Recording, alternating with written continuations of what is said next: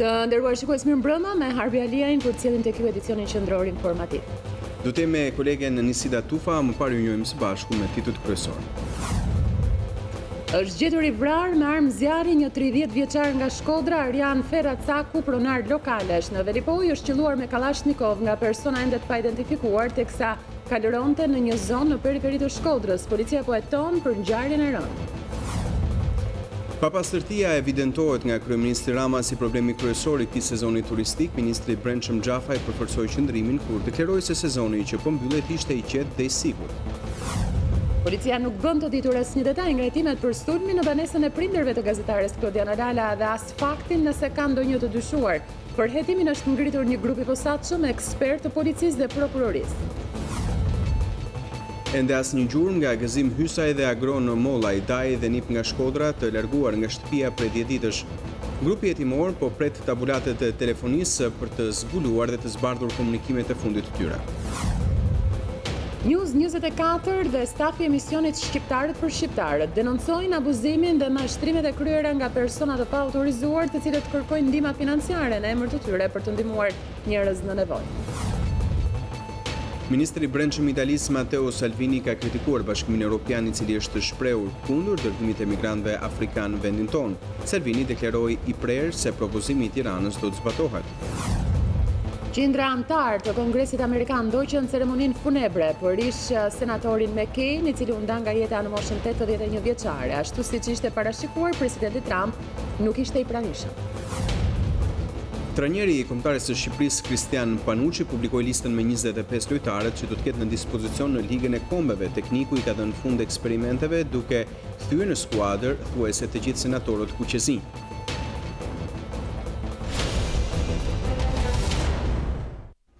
Do që titujt vijmë gjërësish. Është gjetur i vrarë me armë zjarri një 30 vjeçar nga Shkodra. Arjan Ferracaku, pronar lokalesh në Velipoj, është qelluar me Kalashnikov nga persona ende të pa identifikuar, teksa kalëronte në një zonë në periferi të Shkodrës. Policia po heton për ngjarjen e rëndë dhe po vijojnë detajet. I pajet dhe me kokën të shpuar nga plumbat, kështu u gjet mesditën e së shtunës në livadin e fshatit Dobraç, biznesmeni 30 vjeçar Arjan Ferracaku nga Shkodra. Ndaj të riut mbi të cilin u derdhën 15 plumba Kalashnikov, mendohet se është ngritur një prit. Babai i 2 fëmijëve i apasionuar pas hipizmit ka qenë duke kalëruar në momentin që ra prej sulmit me armë. Plumbave nuk i shpëtoi as kafsha. Kali i plagosur pa të zotin u kthye i vetëm në shtëpi. Burime nga policia thonë se biznesmeni dyshohet se i njihte autorët me të cilët kishte lënë një takim në vendin ku ndodhi ngjarja. Mësohet se Ferracaku ka qenë i shoqëruar nga 2 persona të tjerë kushurinë të tij, të cilët kanë qenë shumë pranë vendit të ngjarjes, por nuk i kanë parë autorët, sikundër kanë deklaruar në polici. Ishin ata që lajmëruan mblutë e qytetit veri perëndimor. 30 vjeçari është gjetur i pajet pranë një makine të djegur, por policia thotë se mjeti nuk ka lidhje me ngjarjen, pasi dyshohet i jetë vënë flaka kohë më parë. Forcat të shumta policie kanë rrethuar zonën në një perimetër të gjerë dhe po bëjnë kryen e saj për kapjen e autorëve. Ndërkohë, shërbimet e tjera kanë ngritur pika kontrolli në akset rrugore rurale të asaj zone. Hetimet e policisë janë shtrinë në disa pista, por nuk përjashtohet dhe ajo e konkurrencës. Arjan Ferracaku është pronar i 2 bizneseve, një hoteli në Velipoj dhe një restoranti në zonën sa po kalon urën e re të Bunës. Në 2 muajt e fundit në Shkodër ka ndodhur një seri ngjarjesh kriminale ende të pasbardhura. Partia Demokratike përmes deputetit Saliani akuzon kryeministrin Rama dhe ministrin e Brendshëm Xhafaj se kanë lënë vendin në dorën e krimit. Saliani numëroi krimet që kanë ndodhur në qytetin e Shkodrës brenda pak muajve. Bashkëqeverisja e Edi Ramës me krimin është arsyeja e vërtet. Pse në Shkodër regjistrohet sot viktima e 5 në pak muaj dhe policia nuk gjen dot autorët që i njohin që të gjithë. Bashkëqeverisja e Edi Ramës me krimin është arsyeja pse policia është prej 10 ditësh për rrëmbimin dhe zhdukjen e Dajës dhe Nipit, që si shtuhet në Shkodër janë ekzekutuar nga bandat që mbledhin voda për Edi Ramën në qytet dhe rrethinat e Shkodrës. Banda e lidhur me qeverinë dhe me Edi Ramën, që njihen në Shkodër si banda e Bajrajve, ka totalisht nën kontroll qytetin e Shkodrës. Qytetarët e të cilët janë të terrorizuar, sepse në mbrojtjen e qeverisë Bajrët bëjnë ligjin. Ata janë të paprekshëm dhe janë ata që vendosin për jetën e qytetarëve, të familjarëve apo të biznesit shkodran. Ne do të realizojmë shkëputjen e politikës nga krimi dhe do të çojmë prapa hekurave të burgut, cilin do dhe këdo që siguron jetën, pronën dhe sigurinë e qytetarëve shqiptarë.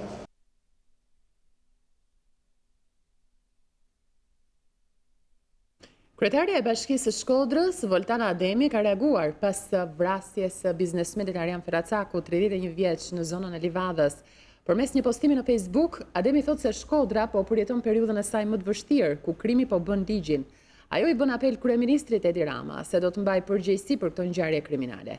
Kryetaria e Bashkisë së Shkodrës, Voltana Ademi, ka reaguar pas vrasjes së biznesmenit Arjan Feracaku, 31 vjeç, në zonën e Livadës, përmes postimit të saj në Facebook, ku thotë se po përjeton periudhën e saj më të vështirë, ku krimi po bën ligjin. Ajo i bën apel kryeministrit Rama se do të mbajë përgjegjësi për këtë ngjarje kriminale.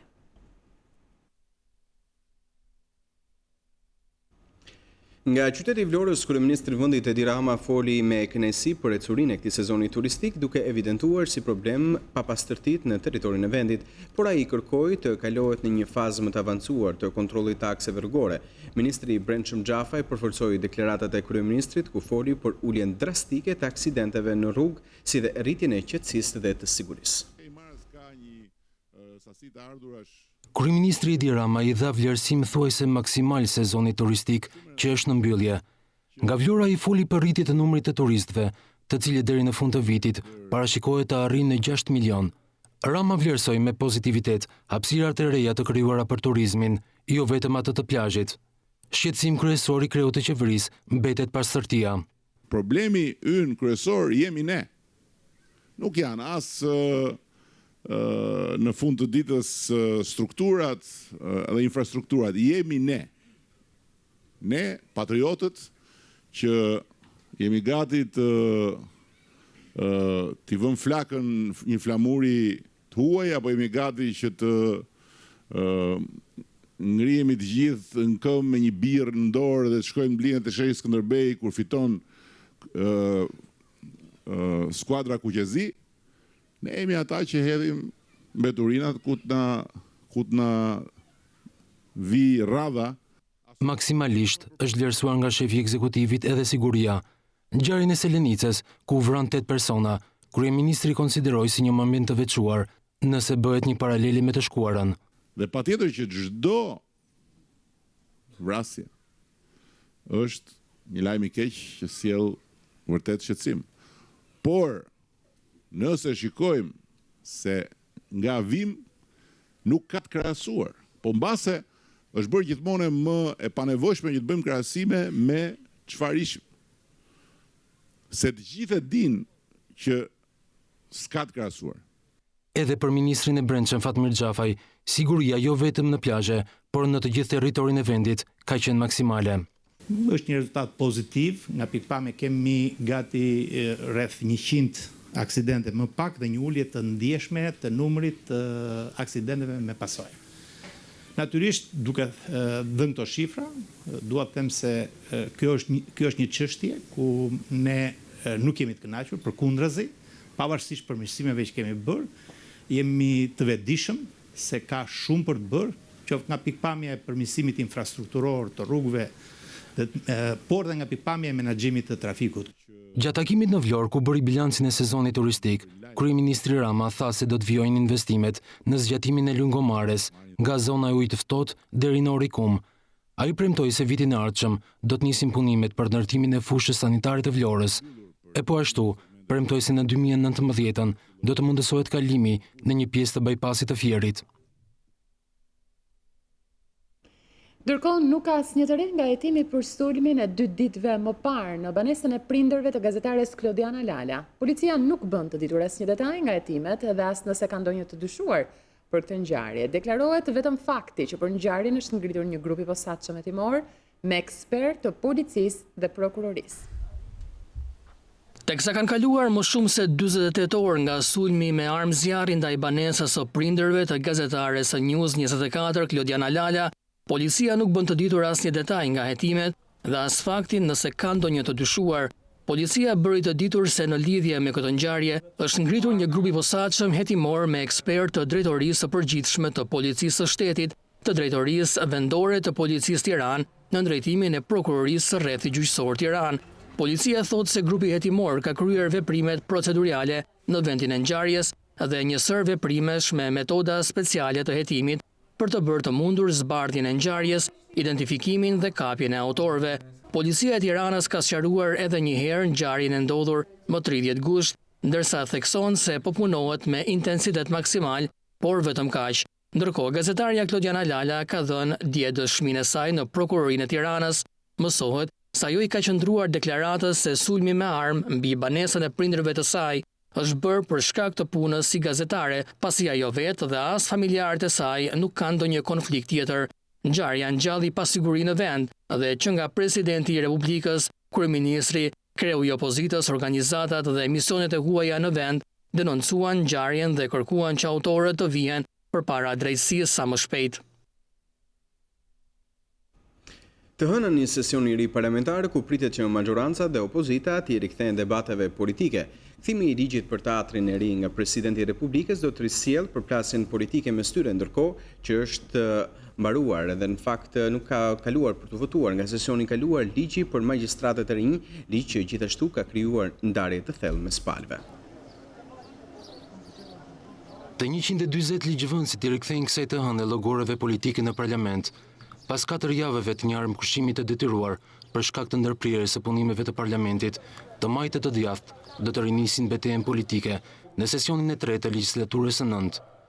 Edhe pse seanca e së hënës proceduralisht është thjesht një takim mes deputetëve, ku do të njoftohen projekt ligjet depozituara në kuvend dhe do të miratohet kalendari i punës, debatet nuk do të mungojnë.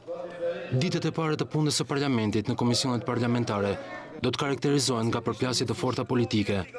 Dy janë nisma të cilat do të kushtojnë qëndrimin e palëve.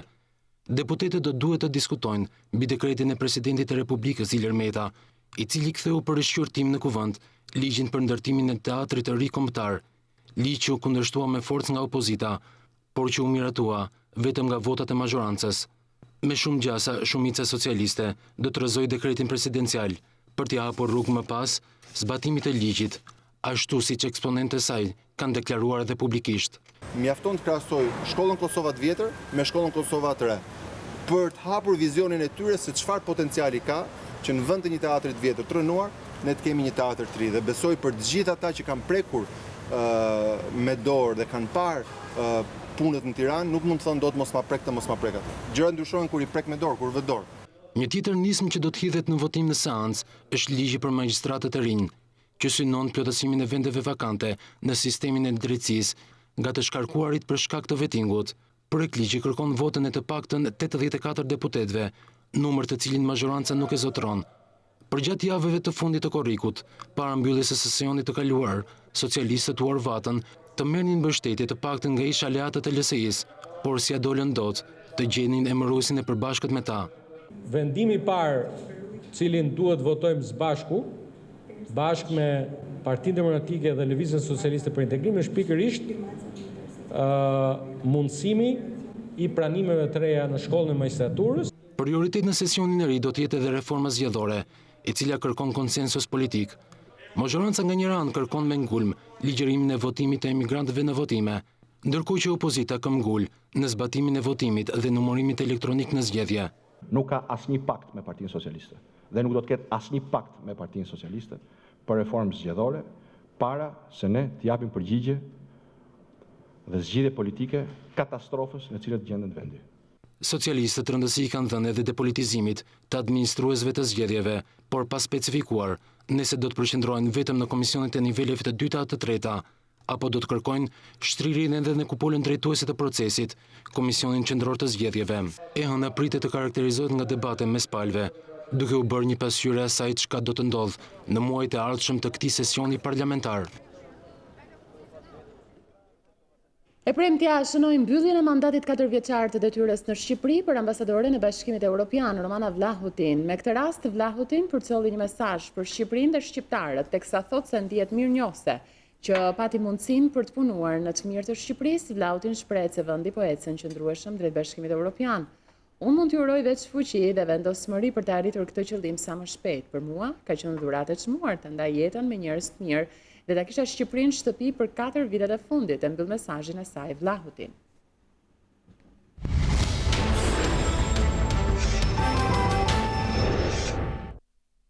Ende asnjë gjurmë nga Gëzim Hysaj dhe Agron Molla i dai dhe nip nga qyteti i Shkodrës të larguar nga shtëpia dhe të zhdukur prej afro 10 ditësh. Grupi hetimor ndërkaq po pret tabulatat telefonike për të zbardhur komunikimet e tyre të fundit.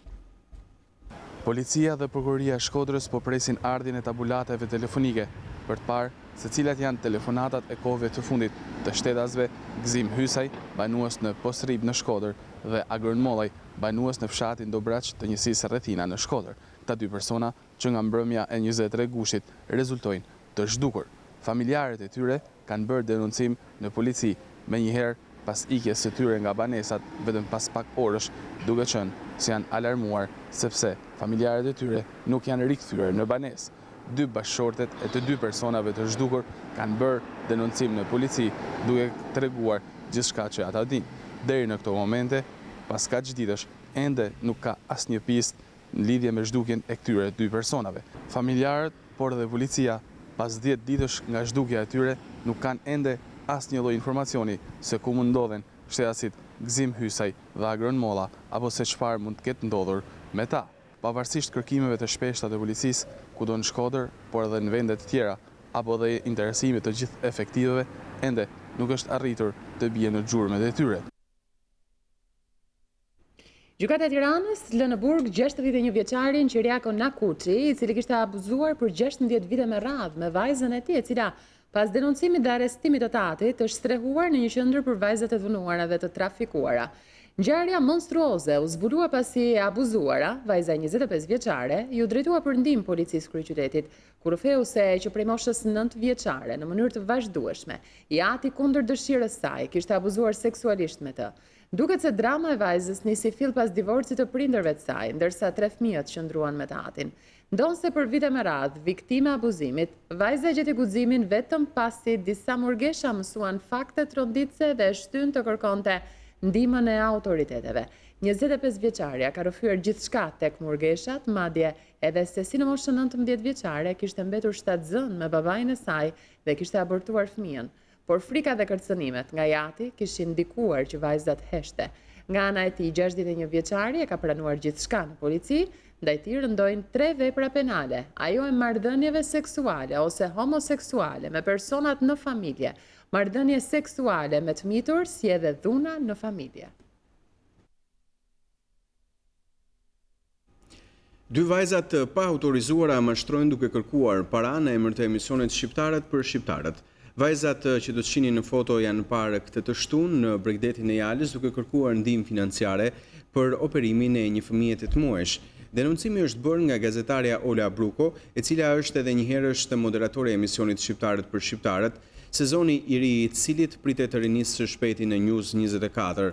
Me apelin që qytetarët mos bien prek, mashtrimi Elvis Naçi dhe News24 ju kërkojnë organeve kompetente të ndërhyjnë për t'i dhënë fund mashtrimit. Shqiptarët për Shqiptarët do të rifillojë misionin për të ndihmuar të tjerë persona apo familje në nevojë, por gjithmonë në logon e televizionit News24.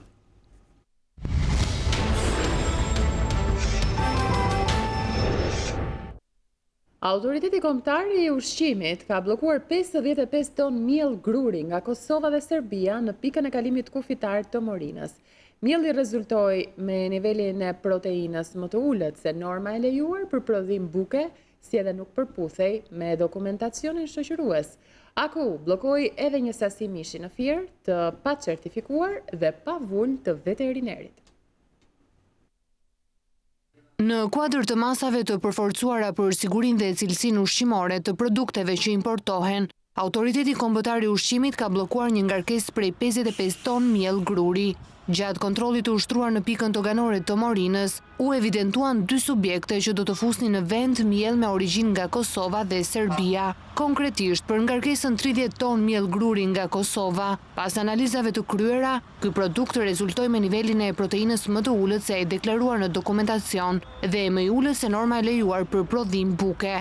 Ndërsa për ngarkesën 25 ton miell gruri nga Serbia, produkti nuk ishte përputhshmëri me dokumentacionin shoqërues. Për më tepër, niveli i proteinës të deklaruar në raport analizë ishte i ndryshëm nga ai që shënohej në ambalazh. Menjëherë, Autoriteti Kombëtar i Ushqimit bllokoi ngarkesën me sasi 55 ton, bazuar në legjislacionin në fuqi dhe do të ndjek procedura doganore për kthimin në origjinë. Gjithashtu, Aku ka bllokuar një sasi mishi të pacertifikuar që tregtohej në Divjak dhe Fier. Gjatë muajit të fundit janë sekuestruar rreth 3 kuintal mish që tregtohej në njësitë e shitjes në Fier dhe Lushnje pa certifikat dhe në mungesë të vulës veterinare. Përveç sekuestrimit të mishit, subjekte tregtare janë gjobitur me nga 100.000 lek. Autoriteti Kombëtar i Ushqimit inkurajon qytetarët të denoncojnë çdo rast therrjeje apo tregtimi jashtë standardeve të mishit për të parandaluar çdo tentativë abuzimi. Administratori i një pike këmbimi valutor në qytetin e Elbasanit ka nënë prej një grabitje mëngjesin e ditës së sotme teksa doli nga banesa për të ikur në punë. Kambisti u tha se autori ishte i armatosur, por i pamaskuar. Administratori një pike këmbimi valutor në Cërrik ka rënë prej grabitjes me armë mëngjesin e kësaj të shtuna. Ngjarja u shënua në qytet, teksa kambisti Adem Gjela doli nga banesa për të shkuar në punë me automjetin e tij. Sapo po hipte në mjet, një person në kërcënimin e armës rrëmbeu parat që kambisti kishte në pjesën e përparme të makinës. Sipas administratorit të pikës së këmbimit valutor, grabitësi mori atij 1.4 milion lek.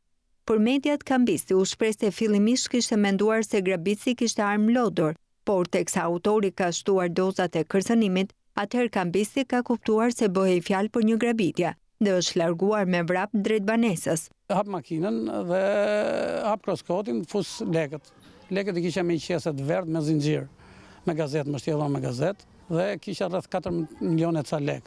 Doja që të hidhe ujë shikoj makinës dhe vajta nga mrapa te bagazhi. Personi që pashte derat që rrinte te dyqani do aluminit i ulur, gjatë kohës që unë po bëja këto veprime, po afroja avash. Edhe thash unë do jetë një njeri i zakonshëm sa ai nuk kthente asnjëherë kokën që shikonte në drejtim tim, që në moment që u afroi 2-3 metra nga makina, nxori pistoletën, më tha mo lekët largohu nga kroskoti se të vrava, tha. Kërcënimin në shtoj dhe si që kishte dorën të ngritur kështu ai e drejtoi në drejtim tim. Adem Gjela e përshkruan autorin të moshës 40 vjeçare i gjatë rreth 1,75 cm dhe i shëndosh.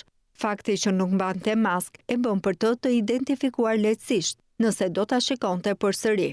Policia ka nisur hetimet dhe po kthyer kamerat e sigurisë në zonë për të hedhur dritë mbi ngjarjen.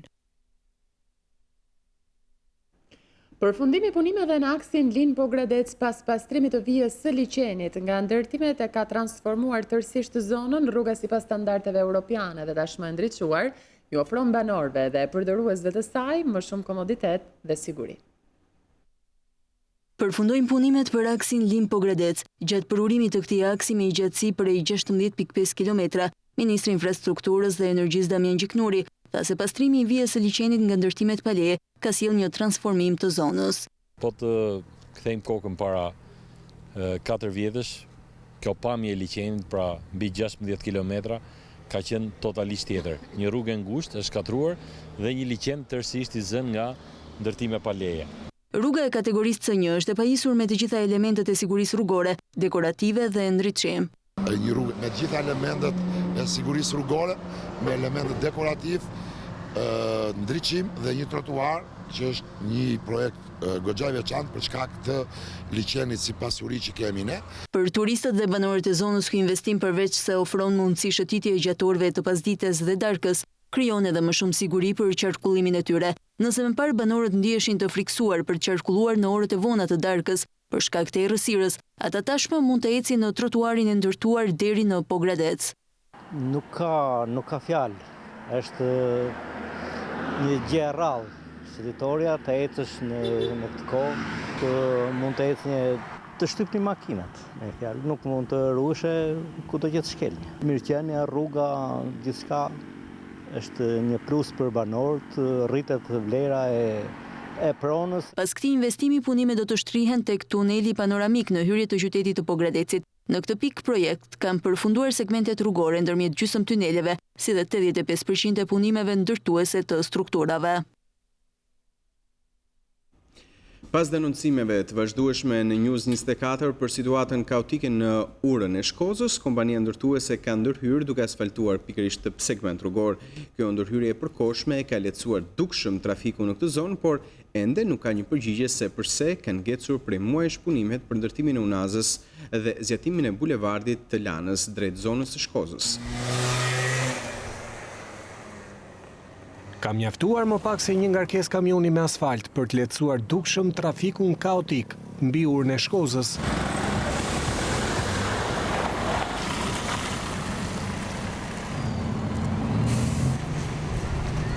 Reagimi i kompanisë ndërtuese Gjikuria ka ardhur vetëm pasi situata kaotike në këtë pjesë të rrugës është denoncuar në mënyrë të përsëritur në News24 nga banorët e zonës dhe drejtuesit e automjeteve që kalojnë çdo ditë në këtë aks.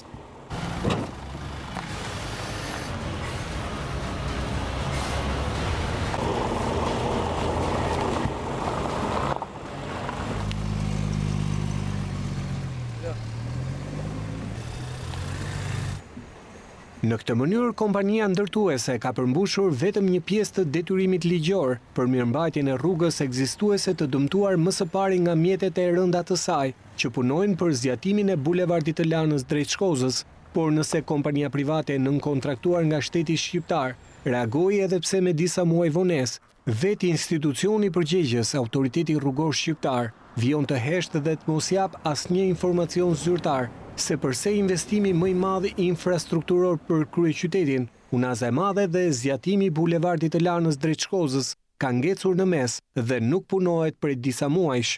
Për këtë çështje ka folur vetëm kryeministri, por edhe ai përmes Facebookut, ku disa ditë më parë u tregoi shqiptarëve projektin në 3D se si do të jetë vepra kur ajo të mbarojë një ditë.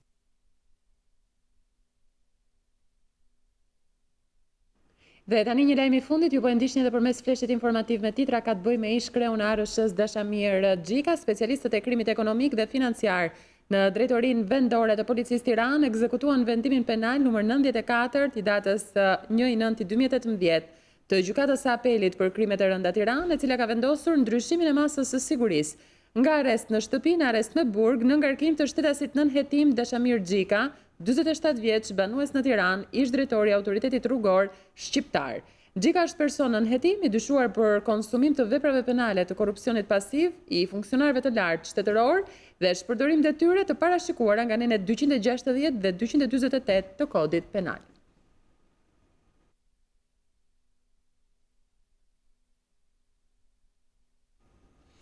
Loja e shahut do të bëhet pjesë e gjithë shkollave të kryeqytetit. Bashkia e Tiranës në bashkëpunim me Federatën Kombëtare të Shahut do të hartojë një program për zhvillimin e sportit të shahut për të gjitha shkollat në kryeqytet si një mundësi shumë e mirë për të rinjt. Çdo nxënës do të ketë mundësi të mësojë dhe të perfeksionohet në lojën e shahut. Ky është projekti më i ri i Bashkisë së Tiranës në bashkëpunim me Federatën Kombëtare të Shahut, që synon masivizimin e këtij sporti për të rinjt. Është shumë mirë që të rinjt po merren me sportin fizik, me basketboll, me futboll, me volejboll, po dhe sporti mendjes po aq i rëndësishëm në një vend që ka nevojë për mendje më shumë se për çdo gjë tjetër. Ndaj dhe me zi pres që të hartojmë bashkë me presidenti Shalsi një program për të gjitha shkollat tona, fillore dhe të mesme, si një mundësi fantastike dhe një opsion shtesë që të rinjt nuk kenë për kurset e tyre ose për gjithë konceptin e shkollave komunitare. I pranishëm në edicionin e 6 ndërkombëtar të shahistëve frankofon, Velia i tha se synon ta kthejë kryeqytetin në një stacion të përvitshëm të kampionatit. Me zi pres që ta kthejmë Tiranën në një stacion të përvitshëm të kampionateve apo të turnamenteve, të cilat jo vetëm inkurajojnë sportin e shahut, po mbi gjitha sjellin një lloj tjetër turizmi, një lloj tjetër veprimtarie ekonomike, një lloj tjetër vizitori në qytetin e Tiranës. Në edicionin e 6 ndërkombëtar të shahistëve frankofon, turneu i parë në Tiranë, marrin pjesë 132 shahistë nga 22 vende të ndryshme të botës. Deputetja demokrate Albana Vokshi akuzon kryebashkiakun Veliaj se abuzon me fondet për ujësjellsin dhe i shpërdoron duke bler makina luksoze elektrike. Sipas Vokshit, bashkëpunëtori i Veliajt në këtë aferë mban emrin e Olsi Ramës, vëllait të kryeministrit. Erion Veliaj pra ka para për ujësjellsin, por në vend që ti investoj ato për furnizimin me ujë të kryeqytetit, ka bler këto ditë 5 makina elektrike. Ajo çfarë bie në sy janë specifikimet e ujësjellësit për aksesorët luksos të makinave të blera, që nga pasqyrat me palosje elektrike deri tek sistemi i navigimit. Partia Demokratike disponon të dhëna se vendimi i ujësjellësit të Tiranës për të blerë makina luksoze elektrike është korruptiv dhe për interesa biznesi që lidhen me atë vetë, me miqtë e tij dhe me familjen e kryeministrit. Makinat elektrike me vlerë gati 40 milion lekë secila prej tyre, pra shumë herë më tepër se çmimi i një makine të njëjtë, po me çmim normal, tregu, janë blerë te miku i Edi Ramës, Agron Papuli, i cili ka qenë i vetëm në garë, sepse sipas specifikimeve të ujësjellësit, dhëna e miliona lekëve paracaktuar pra për makinat e Papulit. Erion Veliaj duhet të tregoj a është blerja e këtyre makinave dhe plani për autobusët elektrik pjesë e aferës me vëllain e kryeministrit Olsi Rama për të siguruar karikimin e automjeteve elektrike në pikat e kontrolluara nga vëllai i kryeministrit Olsi Rama. Teksa zgjedhjet vendore po afrojnë, Partia Demokratike ka intensifikuar akuzat e saj ndaj kryebashkiakut të Tiranës. Pas denoncimit të deputetës Bokshi, edhe zëdhënësia e Partisë Demokratike publikoi një video nga Agjencia Kombëtare e Planifikimit të Territorit që sipas demokratëve vërteton planin e betonizimit të liçenit të kryeqytetit. Sot po ju japim një tjetër fakt që vërteton se plani i betonizimit të parku është i miratuar në detaje. Kulla me ambiente zyrash, banimi, shërbimi, parkingjesh është gati për të vënë në zbatim. Do të ndjekim një video të bërë nga një punonjës i Agjencisë Kombëtare të Planifikimit të Territorit, i cili hyn në server dhe tregon zonën TR 169 që është liçeni dhe që Velia e thot gjithçka, por që nuk mohon dot planin e betonizimit të tij. Le ta ndjekim video. Punojnë si hynë me username-in e vetë, të cilët ne kemi mbuluar, vendos passwordin, siç e shikoni, ky është serveri i Agjencisë Kombëtare të Planifikimit të Territorit. Lart e lexoni plani i përgjithshëm i Bashkisë Tiranë dhe AKPT. Hym në plan dhe i afrohemi zonës të cilët ne po flasim, që bëhet fjalë për zonën të emërtuar TR 169, aktualisht Garda e Republikës dhe zona përreth saj. Kjo është zona të cilat do zmadhohet, po ta shikoni dhe vizualisht ka një ngjyrë tjetër nga ngjyra e parkut, pra ka këtë ngjyrën mavi, e cila është e ngjashme me ngjyrën, po ta shikoni, të stadiumit i cili ka tashmëkullën. Kjo është zona, punoj si klikon dhe siç e shikoni, kategoria është S plus A plus IS plus AR, të cilët do t'i shpjegoj më vonë. Mbi 9 kate dhe lartësia mbi 29 metra lartësi parashikohen godinat që do t'jenë aty dhe parashikohet për ndërtim.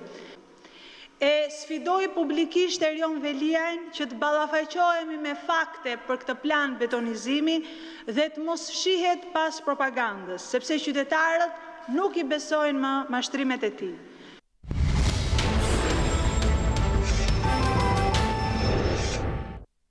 Ministri i Brendshëm i Italisë Matteo Salvini ka kritikuar Bashkimin Evropian, i cili është shprehur kundër dërgimit e emigrantëve afrikanë në Shqipëri.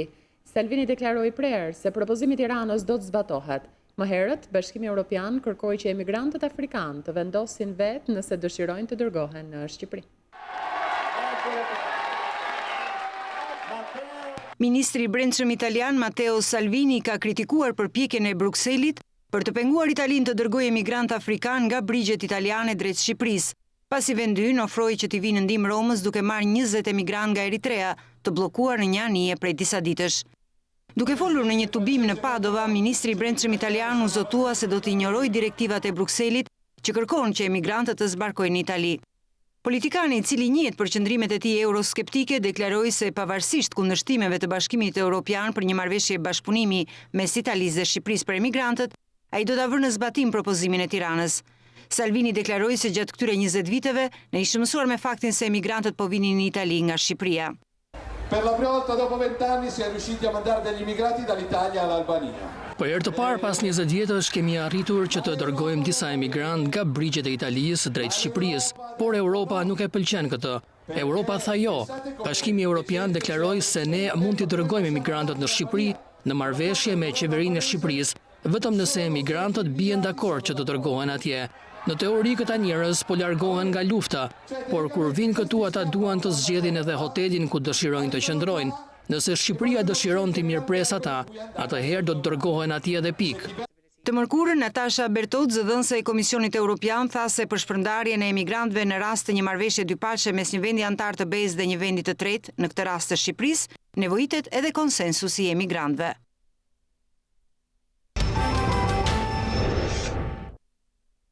Në rast se Bashkimi Evropian miraton propozimin për mosndryshimin e orës 2 herë në vit, secili vend evropian do të vendosë vetë për këtë çështje. Por ndërsa qytetarët evropian i kanë dhënë në mendimin e tyre kundër ndërrimit të orës, në Shqipëri, në vendin tonë askush nuk është pyetur për këtë. News24 mori mendimin e disa qytetarëve në kryeqytet. A duhet të ndërrohet ora? Le të ndjekim përgjigjet e tyre. Prej vitesh është bërë rregull që të dielën e parë të tetorit akrepat e orës të zhvendosen 60 minuta prapa, ndërsa të dielën e parë të marsit, ato zhvendosen 60 minuta para, dukuri që njihet si ndryshimi i orës. Studime të shumta në botë kanë treguar se ndërrimi i orës 2 herë gjatë vitit ka efekte negative tek shëndeti i njeriut. Së fundi KE ka propozuar që ora të mos ndryshojë 2 herë gjatë vitit dhe vendet europiane të mos jenë të detyruara ta bëjnë këtë.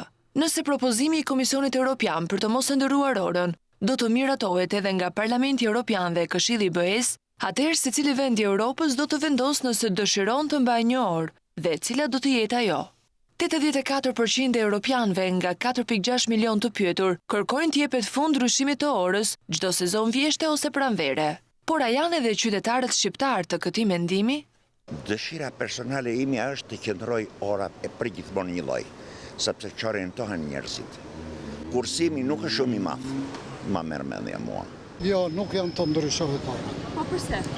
S'ka qenë në gjë me Leverdim, nuk ka dhënë në rezultat kush e di se çfarë një orë përpara që jemi ngritur. Për mua ndoshta ndryshohet, ndoshta mos ndryshohet. 83 vjeç jam, se kam problem me atë punë. Si të jetë më mirë, nuk e di. Jo, nuk dua të ndryshoj. Me koba e ka prish që Terezinë e gjithë miletit me. Po nga që jemi mësuar edhe ashtu, po më mirë është ashtu, mos ndrohet. Të ndrohet sepse është e nevojshme për arsye se edhe sistemi punës i ndihmon çik, edhe sistemi shkollor. Për mendimin tim tash. Jeni që të ndërrohet ora në Shqipëri? Jo. Përse? Arsyeja sepse më mirë na pëlqen kështu. Po, ndrohet. Po, pse mos ndryshohet? Për mua unë them jo se na lodh në tonë drejtë. Jemi më të qetë kur është ora e vjetër. Kjo e rena ka çekuilibru, domethënë. Pse jo? Jam që mos ndrohet. Të ndryshoj, se kursem ato elektriku. Për shumicën e shqiptarëve, ndryshimi i orës sjell çorientim në përditshmërinë e tyre.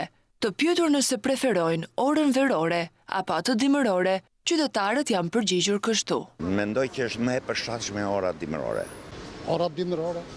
Cilën orë preferoni, atë veroren apo dimëroren? Po, ora diellore, zakonisht e zakonshme. Jo, verore më duket sikur është. Mirë do ishte kështu siç është. Faleminderit. Në fakt unë jam për orën dimërore. A di pse? Se ma ta jena mësuna. E ke ora verore se kur na shqetëson i fije. A jeni për të mbajtur orën verore apo orën dimërore? Që ka qenë, atë që ka qenë. Që në duhet e tjetërë neve, dhe ndrojmë si mos që. Ajo ndrujnë 72-shin. Ka prish gjithë sistemi nervor njerëzit. Orarët e punës e djetë. Ora natyrore, mua gjithmonë ndryshimi më ka sjell probleme. Domethënë më shqetëson kur ndryshon ora, ashtu për një herë një orë. Qoftë për dimër, qoftë ore. Orën verore. Jam për këtë orë. Jeni më shumë për orën verore apo për orën dimërore? Cilën preferoni? Verore. Mendoj verore, është pak më mirë. Dimërore. Preferoni orën dimërore apo orën verore? Dimërore. Shma e mirë. Ore verore, ose dom koha që tash mos ndryshohet ora. Për orën verore, se dimërore duhet të vimi çik më shpejt, që të flemi çik më shpejt. Faleminderit. S'ka gjë. Gjithë mirat.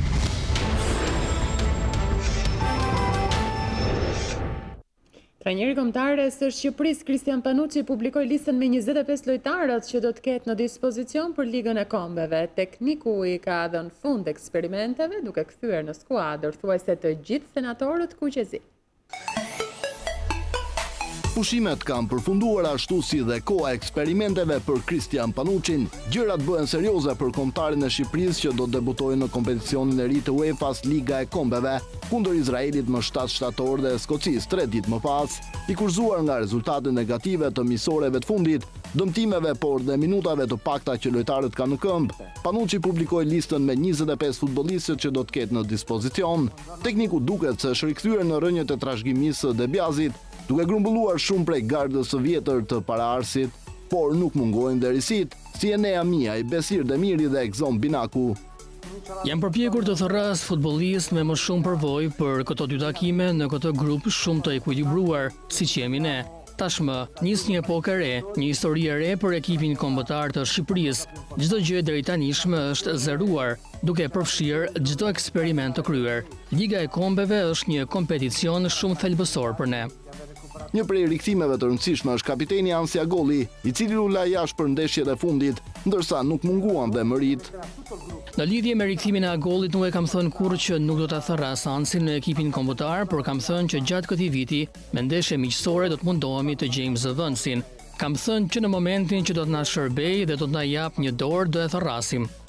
Kjo nuk do të thotë se Panucci ka hequr dorë nga frimet e reja, megjithëse nuk zyrtarizoi asgjë. Tekniku zbuloi kontaktet e federatës me mesfushorin e Bayernit të Muniut, Meritan Shabani. Realiteti është se Shabani nuk ka marrë enda një vendim. Kjo është situata. Ai nuk ka marrë një vendim përfundimtar. Këtë na ka komunikuar familja e tij. Por Panucci si fillim duhet mendoj për ndeshjet e radhës dhe trajneri nuk e fshet dëshirën për të nisur me fitore në atë që cilëson si një grup të ekuilibruar. Duhet të bëjmë një start shumë të mirë në fushën tonë, në një kohë që në Skoci, në Hampton Park, duhet të jemi me shumë zjarr në fushë, pasi është një stadium që të vë në një presion shumë të madh. Kombëtarja shqiptare do të përgatitet në Bregdetin e Durrësit deri në ditën e sfidës kundër Izraelit në program më 7 shtator në Elbasan Arena. Skënderbeu ka pësuar ndalesën e parë në këtë kampionat pas dy fitorave e radhësit, teksa në qytetin e Korçës 90 minushi kundër Laçit është mbyllur me një barazim 1-1. Uzuni ka qelur rezultatin minutën e 29, ndërsa 4 minuta më pas Skënderbeu ka barazuar me Muzakën. Mbyllët në barazim 1-1 prologu i javës së tretë të kategorisë superiore, teksa në Korçë Skënderbeu ka pritur Laçin. Një ndeshje mjaft e bukur e luajtur në një stadium bosh për shkak të dënimit të komisionit të disiplinës. Skënderbeu e nis më mirë përballjen, por të parë do të shënojnë miqt. Në minutën e 29, Ozuni do të lëviz mjaft mirë në zonë dhe me të majtën do të ndëshkojë Teqen në trekëndshin e majtë të portës së tij.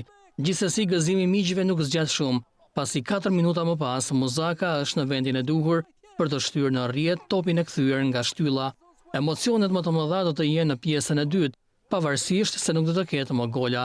Loni Tabazi lë me 10 vet korçarët kur në minutën e 74 merr kartonin e dytë të verdh dhe shkon në dushe më shpejt se të tjerët. Në finish të kohës shtesë, Laçi do të ketë 2 mundësi të arta për të marrë fitoren, por Aldo Teqia do të mbrojë me sukses pikën për Skënderbeun, që lejon korçarët të ngjiten në kuotën e 7 pikëve, ndërsa Laçi shkon në 5 pikësh.